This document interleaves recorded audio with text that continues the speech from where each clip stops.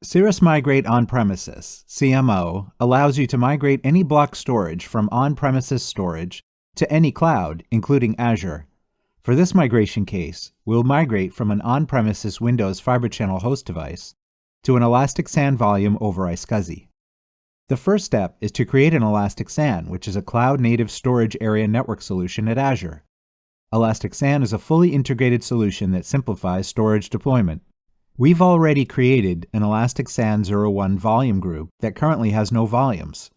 Now we'll create and add a new volume to it in one of the regions that supports this storage, such as France Central or Southeast Asia. Next, we need to build a VM in the same region. We'll create a Windows 2019 VM instance in the same region as the Elastic SAN, and we'll attach the newly created Elastic SAN disk. At the Azure portal, we'll connect the new Elastic SAN disk to the Windows 2019 server. From the portal, get the PowerShell iSCSI commands to add the iSCSI target, and then log into it in the remote desktop window. Before connecting to the VM, we'll open all the inbound and outbound ports to send and receive data to and from the VM. This is needed in order to be ready to migrate user block data databases from on-premises to the Azure Cloud VM. Connect to the Windows VM using RDP and log into it with the username and password. Open the Windows PowerShell as an administrator and run the two iSCSI commands to add the Elastic SAN volume.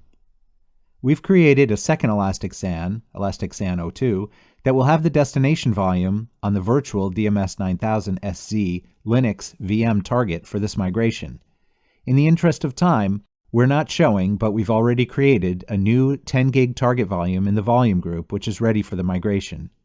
Open a PuTTY terminal and connect to the Linux VM DMS 9000 SZ. Open a second PuTTY terminal to the Fibre Channel switch where the Fibre Channel server pair DMS 1A and 1B are connected on premises. This will be the migration source. From the Azure portal, get the iSCSI commands for Linux and run them in the PuTTY terminal. Verify that the iSCSI target was added successfully and connect to the target. Next, open a browser to the Management GUI web page of the migration appliance, log into it, and navigate to the destination storage page. Click on the Storage Devices tab to rescan the devices.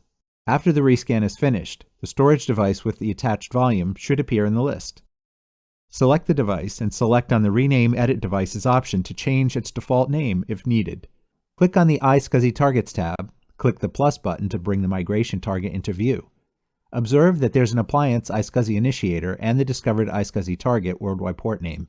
Click and open the Enlist Devices drop-down and click on Remote Migration Resources. Click on the Migration tab and select Migration Targets. Since there are no migration targets present, we'll click on the plus sign to add them. In the pop-up window, click the Select button and click on Add New Client.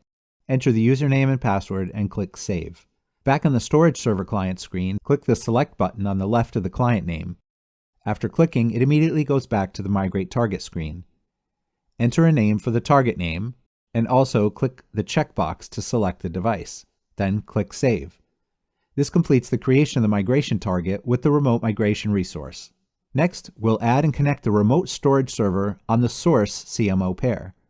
Log into the Management GUI, navigate to the Destination Storage page, and click on Remote Storage Targets.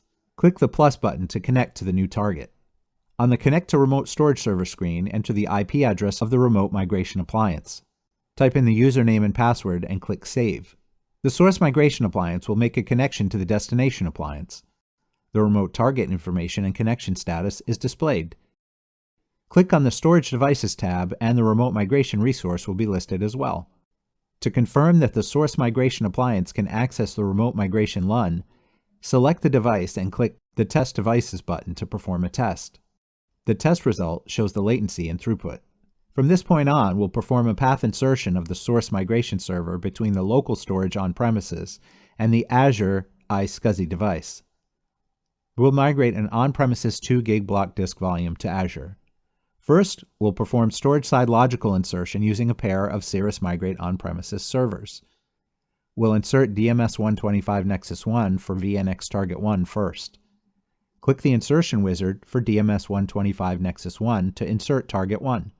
We'll follow all the steps that are shown in the Insertion Assistant webpage. There's a list of required information that will be needed. To show some I/O at the source Windows 2016 VM, we'll start Iometer on the 2 GB on-premises device to be migrated. Open the insertion wizard at step 3 and add the information defined previously. When we get to insertion step 4, we'll click here to collect the fiber channel switch info. At step 5, we'll see the commands necessary to create the insertion vSAN 103. Click Execute Command and click OK when done. Step 6 contains commands that create additional zones for the insertion vSAN 101. We'll snag these and execute them on the fiber channel switch. Insertion step 7 provides commands that perform the actual insertion to move the source storage target port from the production vSAN 1 to the insertion vSAN 103. At the insertion wizard, click Execute Commands. We'll bring Iometer to the front to observe there's no downtime during this insertion. At the Management Console, click OK when complete. At the SAN Configuration tab, click on Topology Explorer to see there's a path from the host to VNX EMC1 storage. Click on the Nexus tab and note that DMS125 Nexus 1 is inserted. We'll repeat the same insertion process for the secondary DMS126 Nexus 1. At the end of the second insertion, at the SAN Configuration tab, click on Topology Explorer to see that there are now 2 paths from host 001 to the EMC1. Next, we'll configure the remote storage target on the virtual server on Azure. We're now ready to create the migration session and run the migration. Click on the Migration Session tab to open the Migration Session wizard. Right now, there are no migration sessions, so we'll click the plus sign on the right to create a new migration session and select the Windows 2016 on-premises source host. 4 source LUNs are shown. Select one of them as the source. Select the destination type Migrate to Remote Resources. Click Next. Now we'll schedule the migration. Select Moderate and add the new migration. Then click Next and Finish. Finally, we'll click OK to start the migration. Observe that a new migration session kicked off, migrating the 2 GB on-premises volume to the newly created Elastic SAN volume. Open Iometer again and observe that the I/O continues undisrupted. Wait until the migration ends. In the Source Windows RDP, open File Explorer and verify that there are several files on the source volume. The migration is now in the pending complete state, and we'll sync the remaining change blocks to the destination. This completes the migration, and Iometer is running now at the Azure Windows 2019.